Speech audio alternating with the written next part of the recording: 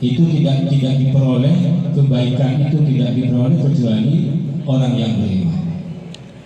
Kenapa maksud kanjeng Nabi kata fa idza asabahu khairun fasyakara fakana lahu khair. Ketika seorang mukmin itu mendapatkan nikmat kebaikan dari Allah, dia bersyukur.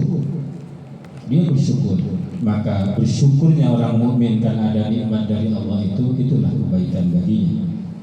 Fa idza asabahu syarrun, kalau ditimpa kesulitan, kejelekan, kesusahan, musibah diberikan oleh Allah kepada orang mukmin, fasabara, orang mukmin itu sabar, fakana lahu khair, maka sabarnya orang mukmin ketika diuji oleh Allah adalah kebaikan.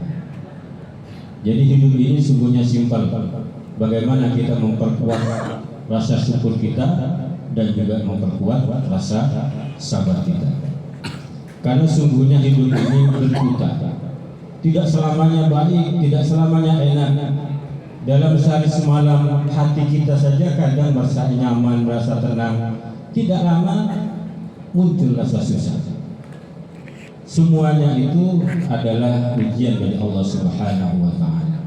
Sehingga Allah menyatakan a'udzubillahi minasyaitonir rajim, tabarakalladzi biyadihil mulku wa huwa 'ala kulli syai'in qadir, alladzi khalaqal mauta wal hayata liyabluwakum ayyukum ahsanu amala. Jadi kita sungguhnya ini adalah diuji oleh Allah. Allah memberikan ujian kita berupa al-hayah, kehidupan. Kehidupan adalah simbol kenikmatan. Mun udi ini kan nyaman. Sedangkan kematian simbol kesusahan. Bisa mun mati tak nyaman kan. Napa tujuannya? Jawaban Allah liyabluwakum ayyukum ahsanu amala. Ketika diberikan kenikmatan hidup, jadi simbolnya hidup, atau diberi ujian berupa kematian, dia berluakum ayyukum ahsanu amala, agar ia mau mengujimu di siapa di antara kamu yang paling baik amalnya, yang paling baik menyikapinya. Jadi sungguhnya semuanya adalah ujian. Bahkan kalau bicara tentang sejarah hidup manusia, kita banyak belajar betapa banyaknya orang yang diuji oleh Allah dengan kenikmatan itu kemudian justru malah tidak lulus, sementara ketika diuji dengan ujian yang berupa kesusahan malah banyak yang lulus. Alhamdulillah malam ini Pak Mulia keluarga di samping dzikr Maulidin Nabi Muhammad sallallahu alaihi wasallam juga ada ungkapan syukur karena ada nikmat-nikmat yang diberikan oleh Allah kepada beliau sekeluarga. Alhamdulillah. Karena memang diperintahkan oleh Allah dalam satu ayatnya, wa in ta'allana rabbukum la in syakartum la azidannakum wa la in kafartum inna 'adzabi lasyadid. Jadi ada pengumuman dari Allah, wa in ta'allana rabbukum, dan ingatlah ketika Tuhan mengumumkan. Ada pengumuman. Allah yang mengumumkan pemilik alam semesta ini, pemberi rezeki ini.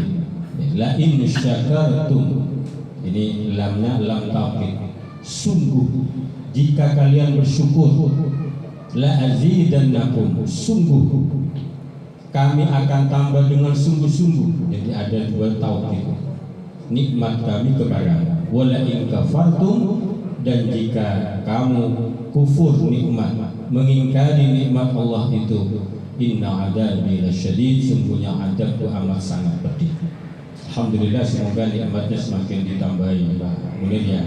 Amin. Dan kita pun juga ya, semoga Allah senantiasa terus melimpahkan nikmat kepada kita. Tapi sungguhnya para bapak, para jemaah rahimakumullah, sesungguhnya apakah itu nikmat atau tidak itu tergantung perspektif kita, tergantung kita menilainya. Jadi apakah cubitan itu adalah sebuah musibah? Ketika dicubit, mungkin banyak orang akan menyatakan iya, kan ya. Topik bi orang kan tahu mungkin musibah karena sakit kan gitu. Tapi terkadang cubitan itu menjadi satu nikmat ketika yang mencubit adalah orang yang kita cintai. Sehingga pas beda lagu cubit-cubitan, dimin, warna lagu warna ya. lagu. Artinya kalau tobi boleh ada diantaranya gitu. Tobi boleh. Artinya nikmat atau tidak nikmat itu yang dengan nikmat itu kelezatan yang dirasakan oleh manusia di dunia, itu definisi nikmat. Rasa lezat, rasa enak, rasa nyaman yang dirasakan oleh manusia. Artinya tidak semua yang disebut sakit itu kemudian menjadi musibah. Bagi sebab mungkin 1-2 orang akan menyatakan itu nikmat, tergantung perspektifnya. Jadi bagaimana kita bisa mengapresiasi apapun yang diberikan oleh Allah itu menjadi nikmat, itu yang luar biasa. Konon katanya, konon mencari lombok ini kan mencari lombok bahwa di Jongai. Konon Abu Nawas kali itu kalau berjalan dia lagi jalannya menurun, dia menangis. Ketika jalannya dia menangis. Artinya jalannya menjadi enak karena tidak memerlukan energi, dia nangis. Kenapa?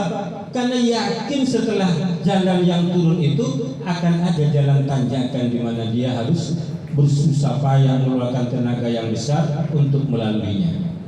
Sementara ketika jalannya naik terjal, dia susah payah naik, dia malah tersenyum. Kenapa? Karena yakin setelah terjal itu akan ada jalan yang menurun.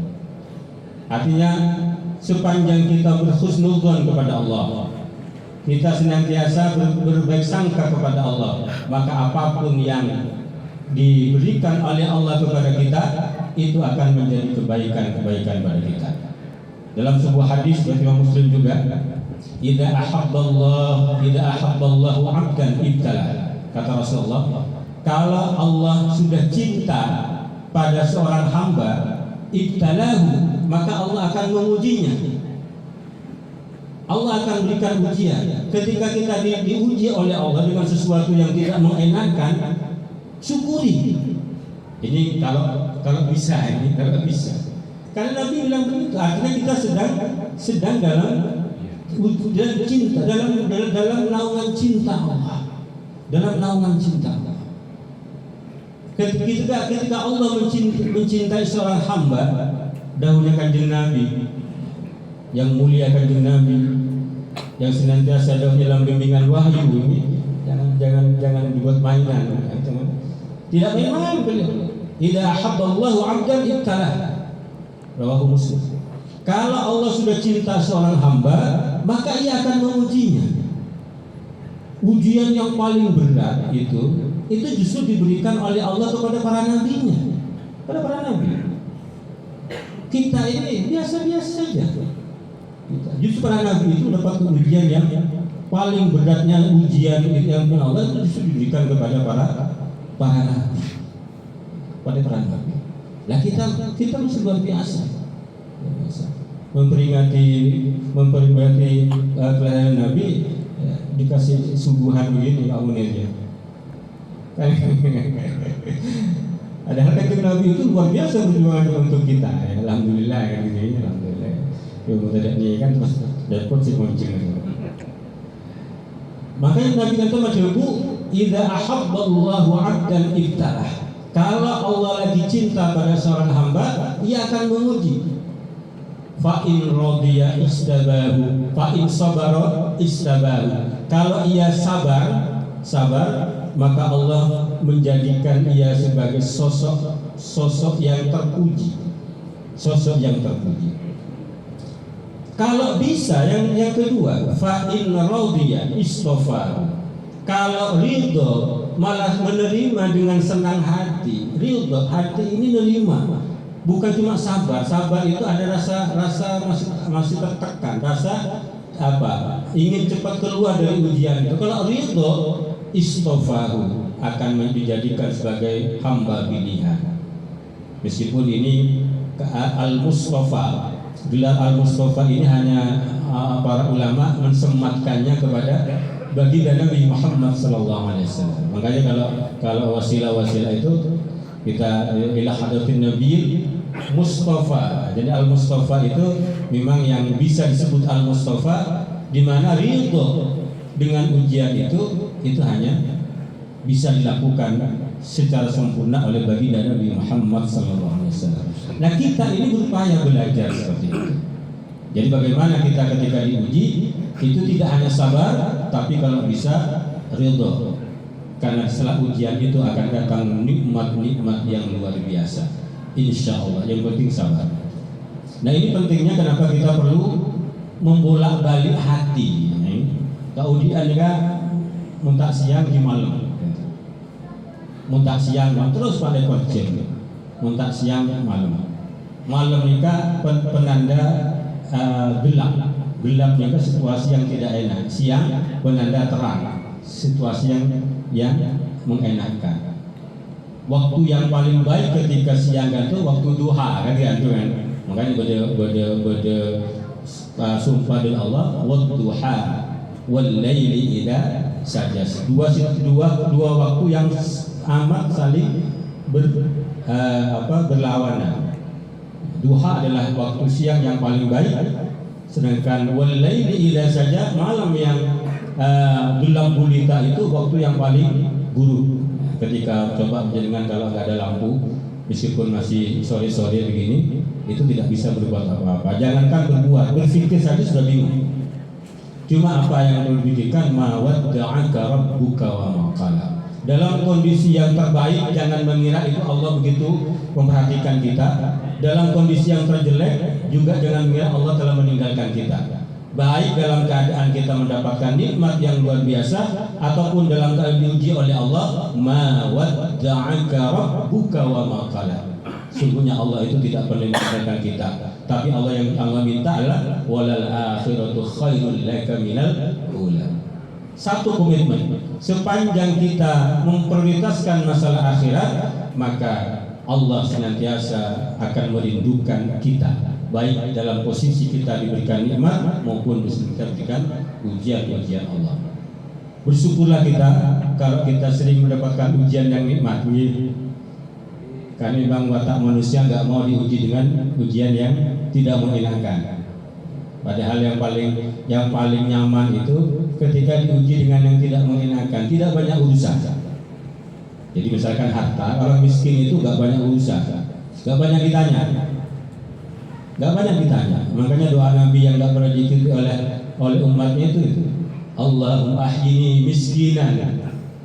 Ini gak banyak diamalkan ini. Ya Allah hidupkan aku dalam keadaan miskin. Gak ada yang ngamalkan. Yang ngamalkan itu kalau doanya doa duha. Doa duha itu maksa kepada Allah. Maksa doa duha maksa untuk diberikan rezeki. Wa in kana haraman fatahiru min haram. Pesucian itu wa in kana ba'idan fatahiru min jauh. Pesumaan itu mun berdilangi kotoran lagi mau dibuka keluar lagi maksa Allah menuliskan ini. Padahal ketika diberi nikmat harta itu di situ terlalu banyak yang harus dipertanggungjawabkan. Tapi tidak apa-apa. Kenapa? Ketika kita pandai bersyukur, maka justru harta itu menjadi keberkahan. Kata baginda Nabi, salahatu ummati bil ilmi wal mal. Kebaikan umatku itu bergantung pada penguasaan ilmu dan ekonomi. Kalau umatku sudah ilmunya luar biasa, ekonominya mantap, maka aman, tidak akan mudah digoyah.